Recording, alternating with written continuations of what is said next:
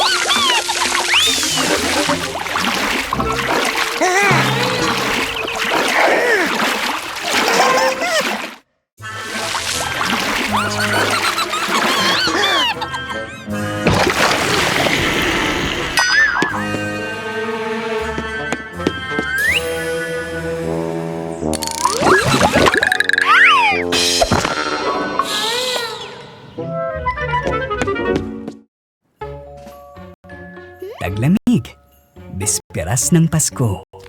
Si Dolly, Panda at Johnny ay dinedekorasyonan ang bakuran para sa kapistahan. Si Dolly at Panda ay nagsasaya sa paggawa ng snowman at paglalaro ng mga snowball.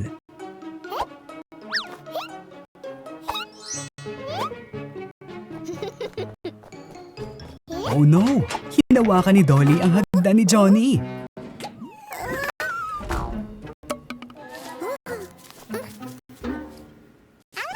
Kakaibang snowman! Sino ka?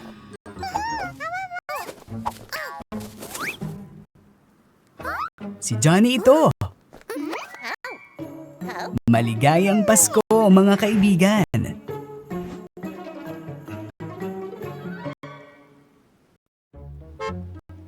Gumagawa ng snowman sina Dolly at Panda.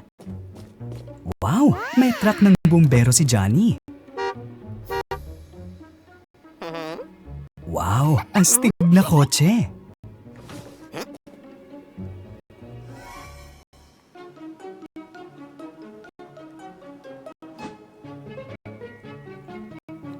Gusto ng mga batang babae na sumakay at pumasok sa kotse.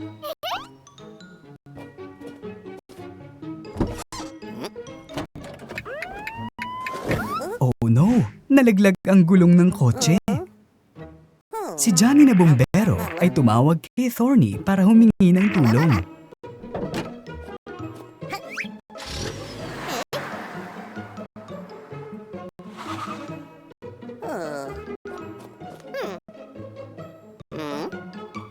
Nakatulong si Thorny sa pag-aayos ng gulong.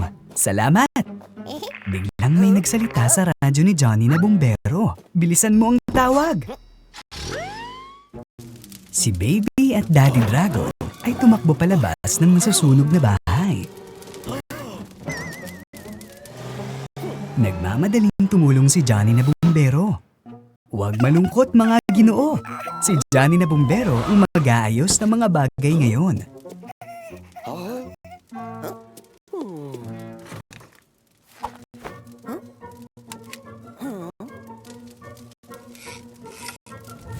Wow! Ang tubig na nagmumula sa hose ay nag-aapula ng apoy.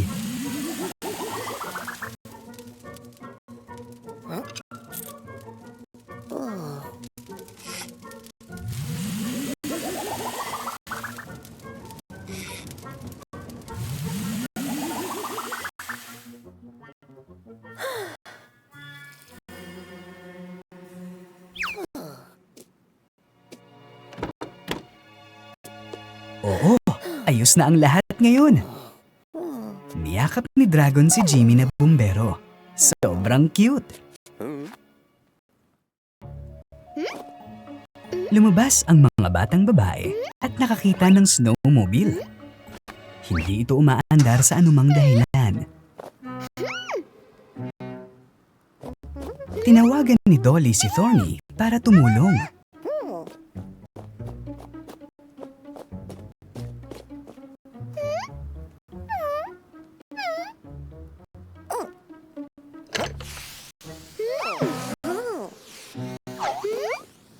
Saan siya pumunta? Dumating si Thorny na may daladalang bagong ekstrang parte at pinalitan ito.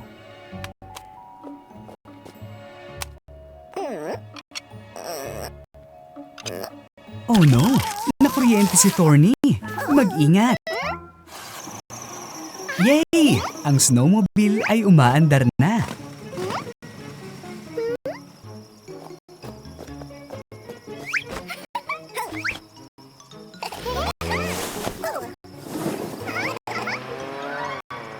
Ang mga magkaibigan ay nakasakay sa isang snowmobile sa mga bundok. Mukhang may iniisip si Dolly. Mag-ingat! Oops! Ang mga magkaibigan ay nabangga. Sobrang nakakatakot at malamig dito.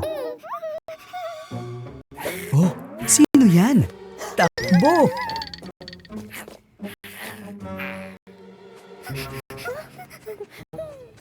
Sinusubukan niyang sirain ang snowmobile. Wow! May kumikinang na pintura si Thorny.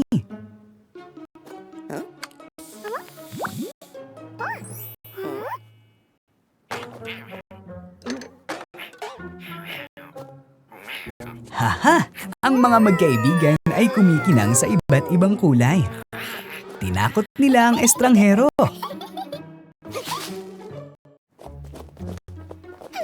Naglalaro ang mga batang babae at gusto ni Thorny na gumawa ng snowman.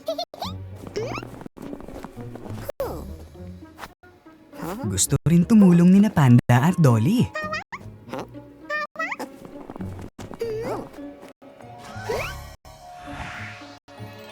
Napaka-cute na snowman!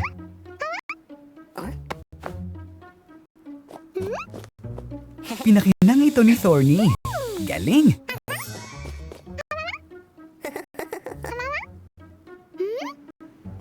Gumawa si Dolly ng buriko mula sa niebe.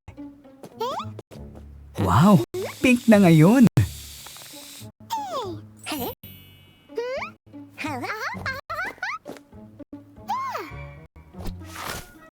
Gumawa ng multo si Panda. Ngayon ay kumikinang din. Oh no! Buhay ito! Bilisan mo at tumakbo! Dumating ang umaga at nagpasya ang mga batang lalaki na magkareta pababa ng burol.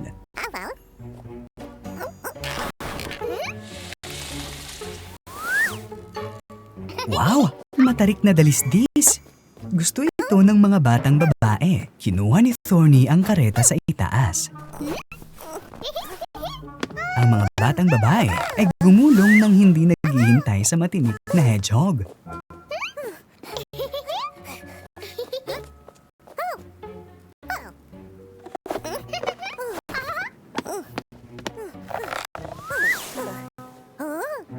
Bumaba si Thorny para kunin ulit ang kareta. Pero nahulog siya dahil sa sobrang pagod. Nahiya ang mga batang babae. Kaya gusto nilang tumulong.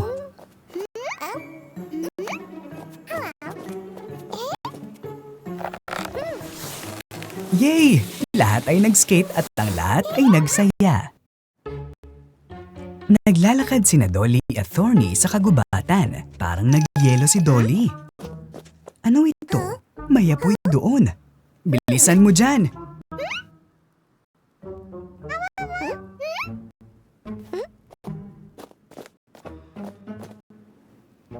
At dito pinag-uusapan ng mga snowmen ang bagay na sobrang kawili-wili sa tabi ng apoy.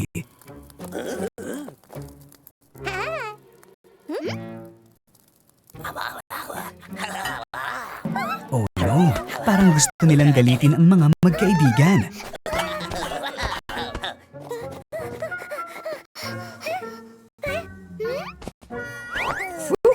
Iniligtas ng multo sina Dolly at Thorny.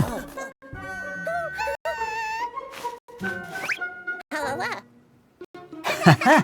Si Johnny ito. Huwag matakot mga kaibigan. Gumawa si Dolly ng unicorn. Oh, may naghagis ng snowball. Haha! Si Panda! Nagsimulang maglaro ng snowball ang mga batang babae. Ang mga tanggulan na ito.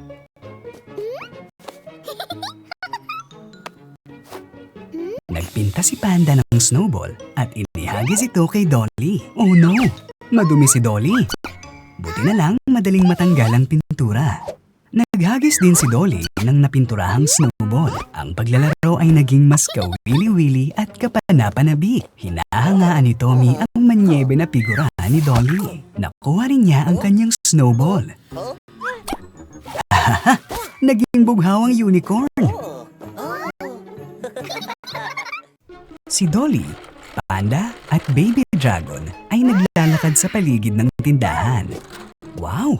Yan ang Wheel of Fortune! Iniikot ni Baby Dragon ang gulong at nahulog sa kanya ang isang parang kotse na set ng konstruksyon. Pinagsama-sama ng mga magkakaibigan ang puzzle.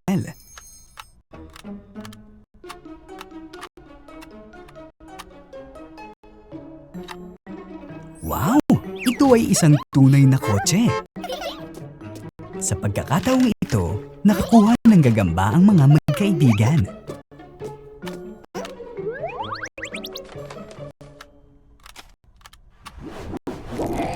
Oh no! Mga totoong gagamba ito! Magtago sa likod ng gulong!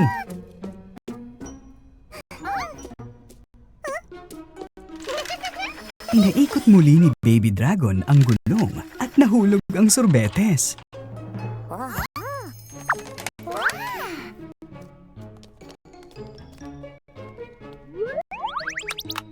Kinokolekta ito ng mga bata at kumuha ng sorbetes ang bawat isa.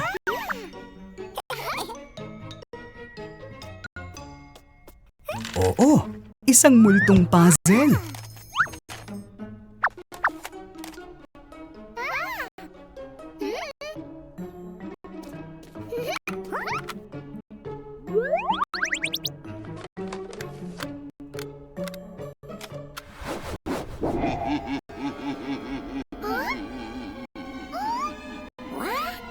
Oh no!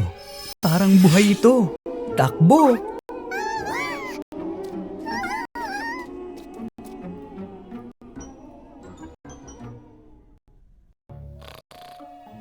Si Johnny na pulis ay nakatulog sa tindahan. Ano yun?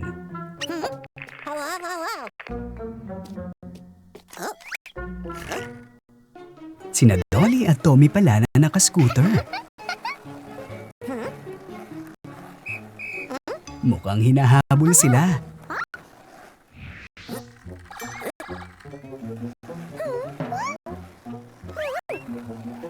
Naglibot ang mga bata sa lahat ng mga puno.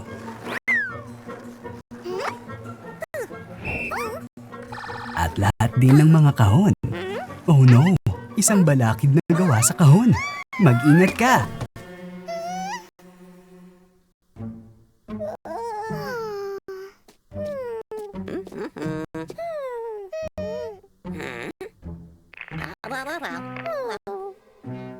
Nahuli na ngayon sina Dolly at Tommy dahil sa pagpapalayaw. Si Dolly at Tommy ay nasa bilangguan. Paano makalabas? Si Johnny na pulis ay nakatulog. Ito na ang pagkakataon mo. Oh no! Nahulog ang mga susi at nagising si Johnny na pulis. Pumasok si Panda.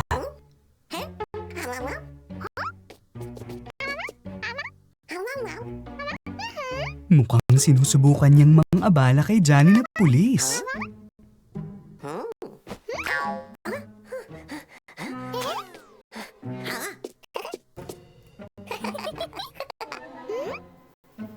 Kinuha ng mga magkaibigan ang mga susi at tumakbo palayo.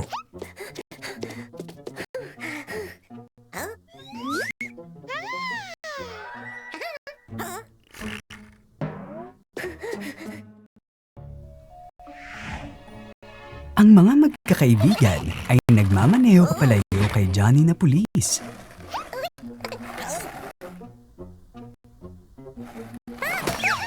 no! Nalaglag si Tommy. Wow! Isang kariton. Sumakay si Dolly sa kariton at pinagmaneho siya ni Tommy. Oh no! Andyan si Johnny na pulis. Mag-ingat ka! Oops! Nalaglag si Dolly. Ano kaya ito sa istante? Isang mahiwagang patpat. Haha! Napakaliit na ni Johnny na pulis. At ngayon, naging 3 na siya. Saan napunta ang mga clone ni Johnny na pulis? Oh, bilisan mga bata!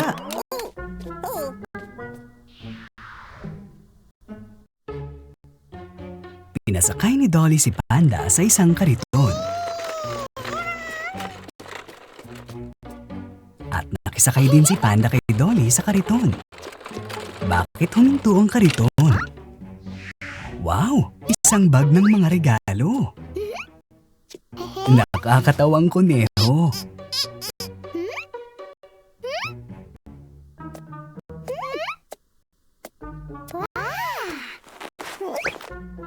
Oh no!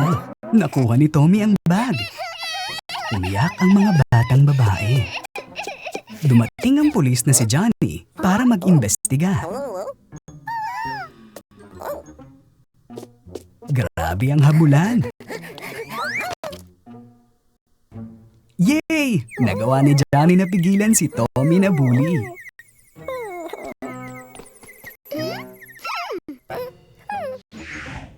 Si Baby Dragon, Dolly, at Panda ay tumatakbo sa paligid ng tindahan. Biglang nakita ni Dolly ang Wheel of Fortune at pinaikot ito. Nakakuha siya ng bola. Napakaraming bola.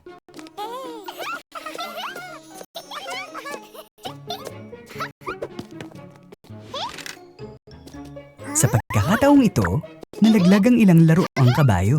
Pero mukhang hindi gusto ni Dragon ang laruang ito. At muling iniikot ang gulong. Oh no! Nahulog ang mga ahas sa Wheel of Fortune. Mag-ingat! Oh! Mga multo ito. Biglang dumating ang mangkukulam. Mukhang ito ang kanyang ideya.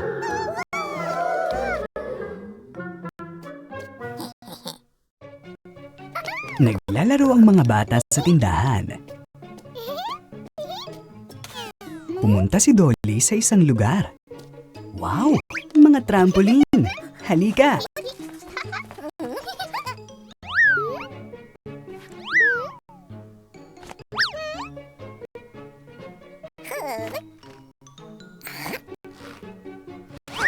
At nasaan si Tommy? Oh no! Tumalon si Tommy ng napakataas kaya naipit siya.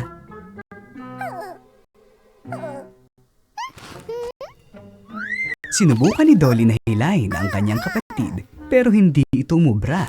Pagkatapos ay hinila din siya ni Panda pababa at sa wakas ay nahatak ng mga batang babae si Tommy. Oh no! Si Johnny na pulis! Mukhang galit siya! Takbo, dali!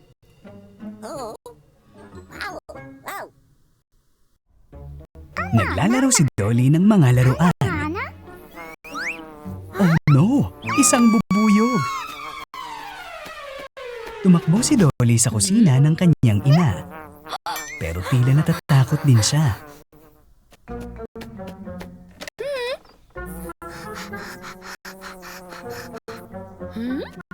Binuksan ni nanay ang pinto at inilabas ang cupcake para makakalipad ang bubuyog.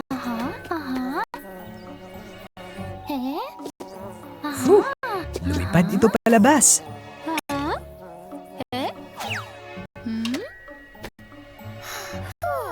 Anong sigaw iyon? Oh no! Sa tingin ko gusto ni Tommy na subukan ang cupcake. Pero kinurot siya ng bubuyog. Laging alam ni nanay ang gagawin.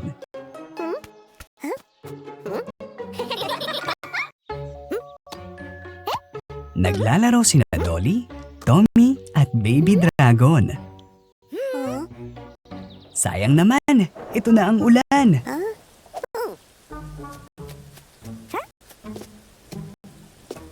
Anong ginagawa mo, Tommy? Mabilis na tumakbo sa ilalim ng bubong ng mga lalaki. Mukhang may sakit si Tommy.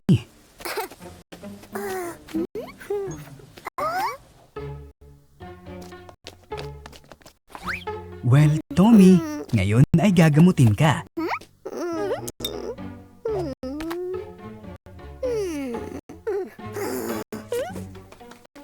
Nagdala ng libro si Baby Dragon.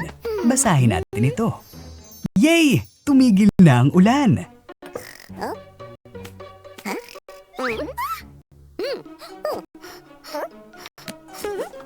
Oh no! Mukhang may sakit din si Dolly. Gagamutin ka din namin. Naghanda ng hapunan si Nanay. Parang ayaw kumain ng gulay ang mga bata.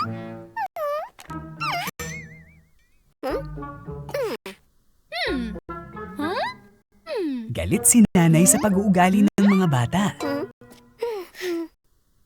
Hindi pa handang tiisin ni Tommy ang sitwasyon. Mukhang may naisip si Tommy.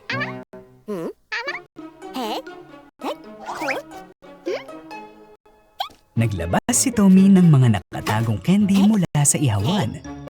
Ang mga bata ay kumain ng napakaraming candy at ngayon ay sumasakit ang kanilang mga tiyan.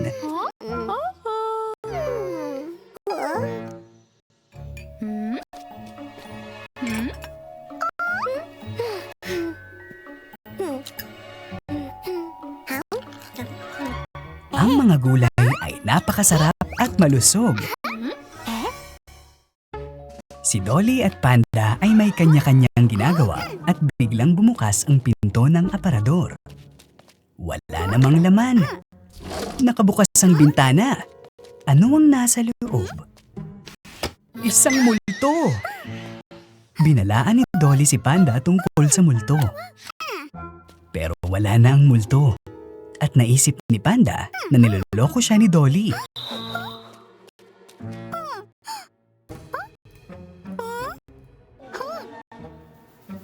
May kumakatok.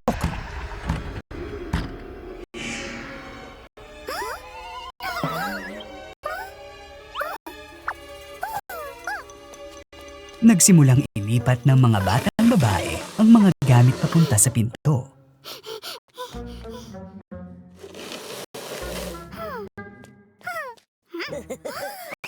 Oh, si Tommy lang pala ang multo. Pilyong bata. Si Dolly at Panda ay naglalaro ng mga laruan. Yay! Isang set ng konstruksyon! Ano kaya ang pwede nilang itayo mula dito?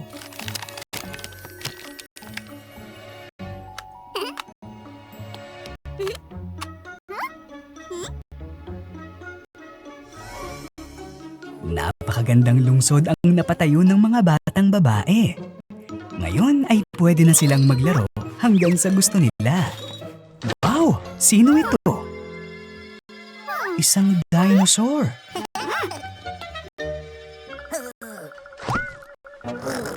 Oh no! Sinira ni Tommy ang Dinosaur City gamit ang set ng konstruksyon.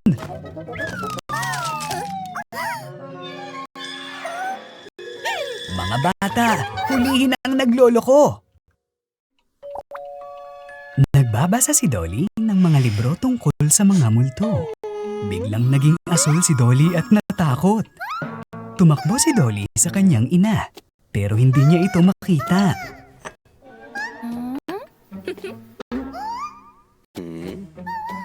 Hindi rin siya nakita ni tatay.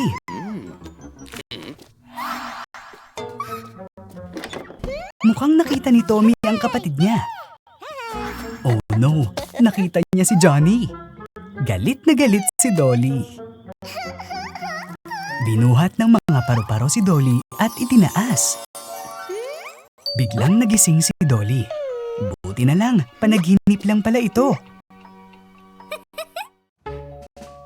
Nagbabasa ng libro si Dolly at naghahanda para matulog.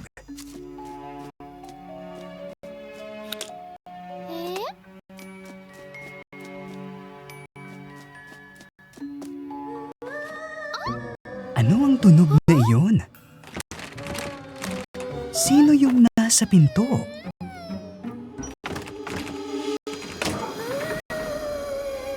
Oh no! Isang multo!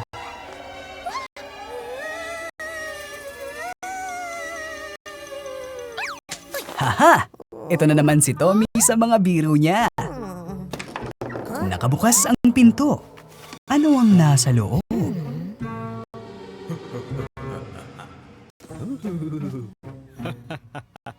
Si tatay lang pala.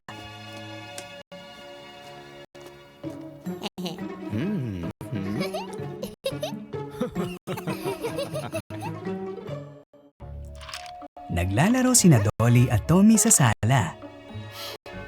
Mukhang naiinitan sila.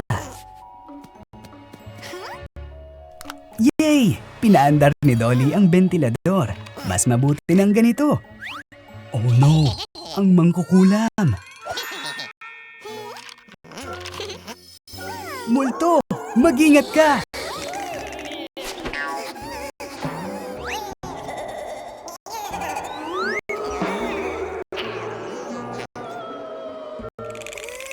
Mukhang may pinaplano si Tommy.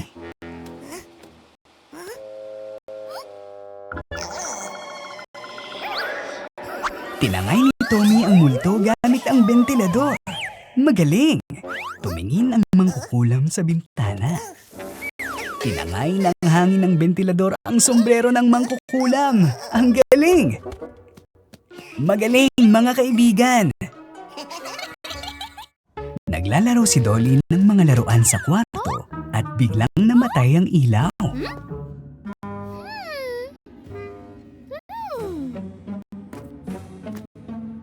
Kakaiba, hindi bumukas ang ilaw. Oh, anong nangyayari dito?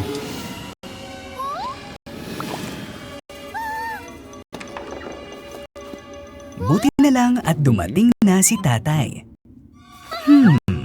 Walang tao dito. Yay! Bumukas ang mga ilaw!